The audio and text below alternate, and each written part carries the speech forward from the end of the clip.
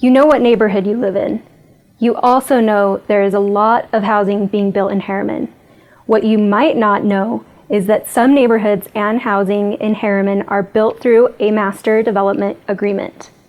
So what exactly is a master development agreement? A MDA is a voluntary contract between the city and the property owner. The agreement outlines the standards and conditions for turning the property into a neighborhood. It provides details on who is responsible for what, like building streets and parks. It also outlines the expected type, scale, and timing of the homes that will create the neighborhood. Some agreements are for residential neighborhoods only, while others include a mix of retail, office, and other uses. Because housing is in high demand in Utah, many of the neighborhoods governed by these MDA agreements are already completely built up. Some are partially built and others are still on the drawing board. Once the total number of dwelling units is decided, these rights become vested as part of the agreement.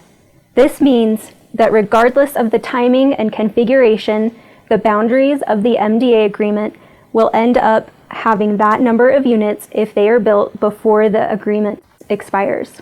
Herriman currently has about a dozen master development agreements that range in size from just a few acres to nearly 2,000 acres. They are all over the city, but are primarily located on the north side of Herriman and the southeast quadrant. So how does the general plan relate to master development agreements? The general plan will guide the discussion for any future master development agreements regarding what mix and type of uses the city is interested in seeing. The general plan won't change the total number of vested dwelling units for MDAs, but it can provide guidance for the configuration of neighborhoods not yet built. We want residents to understand where more neighborhoods are going to be built, where changes can be made, and where they cannot.